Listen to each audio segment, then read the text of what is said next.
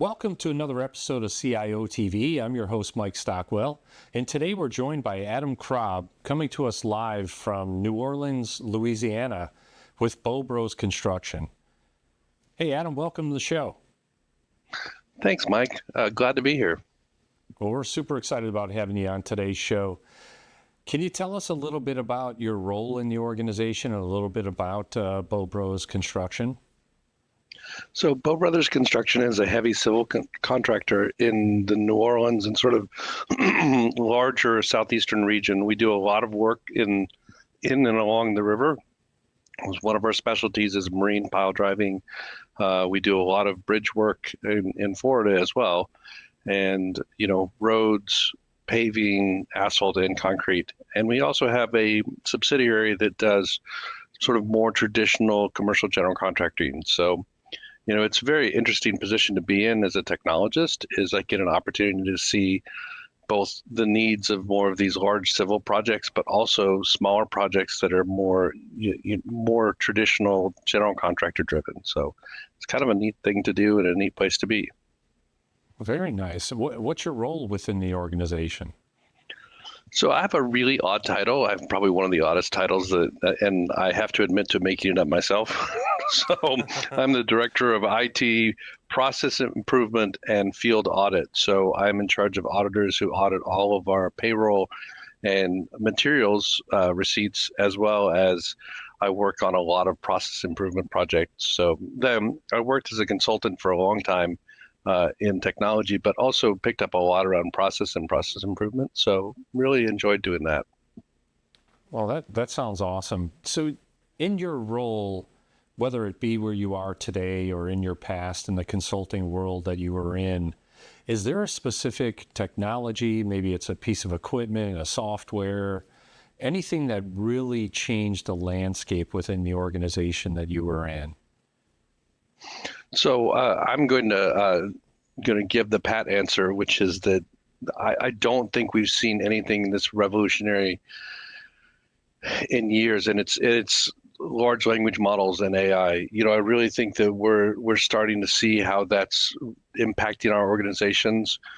In terms of giving people tools that they've never had before and getting us faster.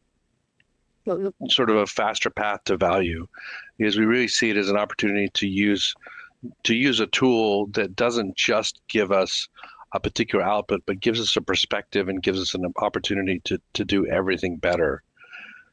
But I would also say that one of the things that I think that I've done that has had the most impact is not a technology, but really a process. And it was really around this concept of Slack and work. And I'm not talking about Slack, the tool, but the amount of time that we have to stop, pause, and think.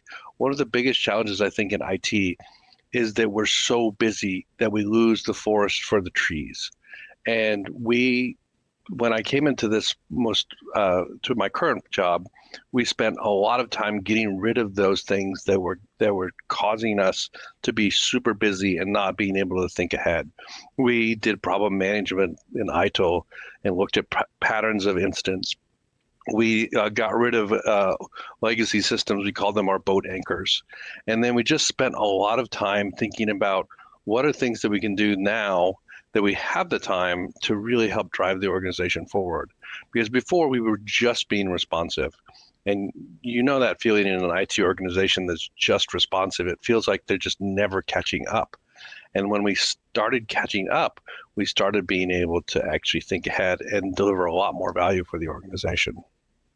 Oh, it sounds like jumping in, getting proactive, and really, kind of firefighting your way out of the reactiveness really did wonders.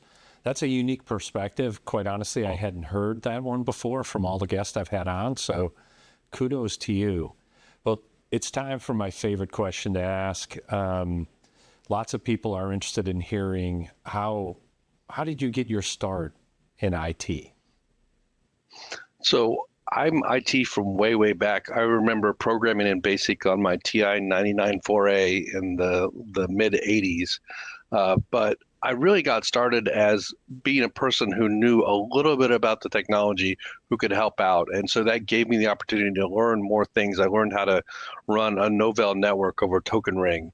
And then I learned a little bit more, and then I learned a little bit more. What I think is really great today for people who are interested in getting into IT is that you don't have to learn a lot about coding. What you really need to learn about is, how can I apply a technology solution to a real business problem? So if you have that business background, then I think that you have the opportunity to use some tools that we never had before that give you the opportunity to really make a difference very quickly, because you don't need to know how to code. You don't need to know how to develop a database. You can go to some of these new tools that are driven by AI and be able to start developing and start driving value very quickly. So if you're interested in doing IT, I would highly suggest looking at some of these low code, no code tool sets that are out there. There are lots of them out there. They're changing every day, so I hate to mention any single one of them.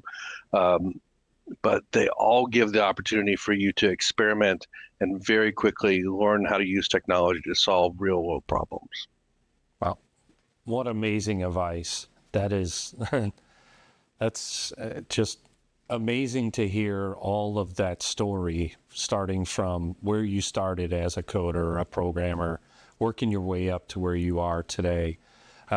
With so many people looking at IT as a second career or the next phase of my career, thank you so much for those words of wisdom. Unfortunately, that's all the time we have today for our show, but thank you again for joining us. Thanks so much, Mike. I really appreciate it.